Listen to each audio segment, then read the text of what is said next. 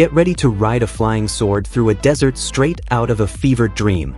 Sword of the Sea, the latest smash hit from Giant Squid, is an adventure that will make you feel like you're gliding across sand dunes while listening to an epic soundtrack and taking in breathtaking landscapes. But like any odyssey, it's not all a walk on the beach. From the moment you take control of the Wraith, the protagonist resurrected in a desolate world, Sword of the Sea envelopes you in an atmosphere of pure visual poetry.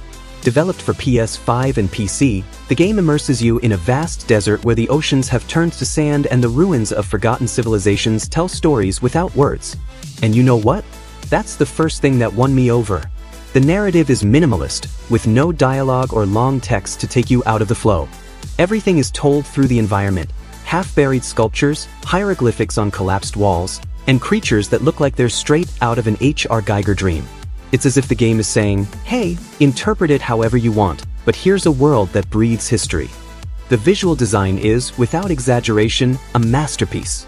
Each area has its own color palette that hits you in the face with emotion. The golden deserts make you feel warm and nostalgic, the moonlit ruins are eerie yet beautiful, and the metallic sand chasms give you chills. On the PS5, with its 4K and HDR, the sand particles sparkle like diamonds floating in the air, and the shadows dance with every movement of the dunes. I spent minutes, yes, whole minutes, standing still, staring at the light reflecting off the sand, just because it was hypnotic.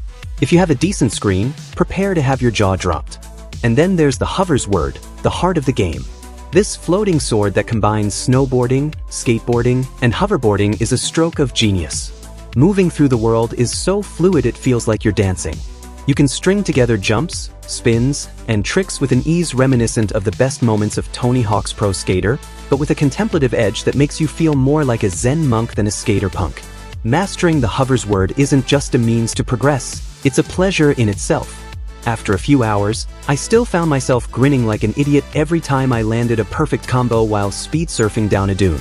The haptic feedback of the DualSense controller on PS5 is the icing on the cake. You feel every surface change, from coarse sand to smooth rooftops, as if you were actually there. It's so immersive that I sometimes forgot I was in my living room and not a post-apocalyptic wasteland. The sound isn't far behind. The soundtrack, composed by Austin Wintory, yes, the same guy from Journey, is an invisible narrator who guides you emotionally. Soft, ethereal melodies accompany moments of quiet exploration, while epic themes explode when you face a leviathan or discover an important ruin. The sound effects are equally impressive. The rustling of the sand changes depending on your speed, the wind howls in the canyons, and the creaking of ancient structures make you feel like the world is alive. Once, while surfing down a steep slope, I heard a distant call from an unseen creature and almost dropped my controller in excitement. It's one of those details that makes you think, wow, someone put a lot of love into this. The game's length, around 3.5 hours, is perfect for what it offers. It doesn't feel bloated or artificially lengthened, something I appreciate in an era where many games seem to think more hours equals better quality. Every moment is designed to keep you engaged, whether exploring, surfing, or facing off against the massive leviathans that inhabit this world. Speaking of which, encounters with these creatures are brutal in the best way. They're intimidating, visually spectacular, and force you to use all your Hoversword skills to dodge and counterattack. Defeating one of these giant creatures felt like I'd conquered Mount Everest, but without the risk of freezing. Now, not everything is a glorious walk through the dunes. Sword of the Sea has its stumbles, and while they don't completely mar the experience, they do make you frown from time to time. For starters, the trick system, while fun, is simpler than I expected. If you've played titles like SSX or Tony Hawk, you might expect a more varied repertoire of moves. Here, the tricks feel a bit limited, and while chaining jumps and spins is satisfying, there isn't much depth for those looking for a technical challenge. I would have loved more options to customize combos or a scoring system that rewarded creativity, but the game relies on a more basic approach that doesn't always live up to its ambitious Hoversword. Another downside is the learning curve. While movement is intuitive, there are times when the game doesn't quite explain how to use certain mechanics, especially during encounters with the leviathans. In my first fight against one of these monsters, I spent a good 10 minutes wandering around like a headless chicken because I couldn't figure out how to activate a specific attack. The game relies too much on you figuring it out on your own, and while that may be part of its minimalist charm, it sometimes feels like you've been thrown into the wilderness without a map. A clearer visual guide or a brief tutorial would have helped without breaking the immersion. And then there's the issue of technical issues. Overall, the game runs smoothly, but there's one chapter in particular, I won't say which one to avoid spoilers, where the frame rate stutters. It's a shame because that section is visually spectacular, and the stuttering breaks the magic a bit. It's not constant, but when it happens, it's like someone poking you while you're dreaming. Also, on a couple of occasions, I got stuck in the stage due to a glitch in the Hoversword's physics. I had to restart from a save point, which made me utter a couple of groans that I won't repeat here. The lack of replayability is also a drawback. While the 3.5 hours are intense and well-designed, once you finish the adventure, there isn't much incentive to play again. There are no additional modes, meaningful collectibles, or challenges to make you want to return to the dunes. For a game so focused on exploration, I was surprised there weren't more secrets or optional areas to reward the more curious players. After the credits rolled, I was left wanting more, not in a good way, rather with that feeling of, was that all? A new Game Plus mode or some kind of challenge system would have added more life to the game. Finally, while the minimalist narrative is a winner for many, it can be a problem for those looking for a more structured story. If you don't like interpreting the details of the world on your own, you might feel lost. I enjoyed imagining the history of the necropolis of the gods, but I understand that not everyone has the patience for such an abstract approach.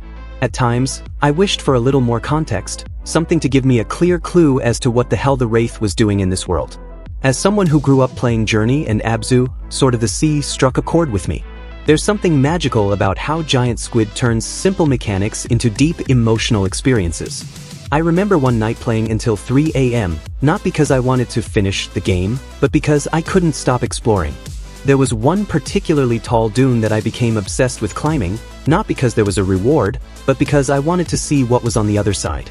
When I reached the top and saw a landscape of ruins illuminated by a starry sky, I felt a mixture of peace and wonder that few games achieve. But there were also moments when I wanted to throw the controller out the window. That episode with its frame rate issues drove me crazy, and I confess I muttered a few less than kind words when I got stuck on a wall for the third time. However, even at its worst, the game has a charm that keeps you going.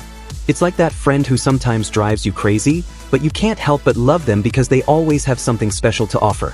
Sword of the Sea is a unique experience that combines spectacular visual and audio design with gameplay that makes navigating the world a pleasure. The Hoversword is a delight, the world is a living canvas, and the atmosphere envelopes you like a warm blanket. But it's not perfect. The cheat system is too simple, occasional technical issues can be frustrating, and the lack of replayability limits its lifespan.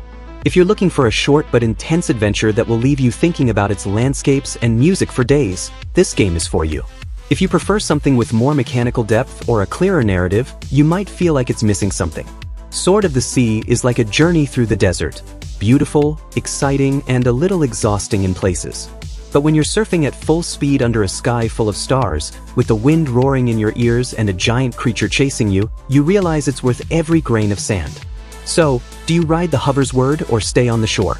I'm already surfing, and while I sometimes fall off, the view from here is incredible.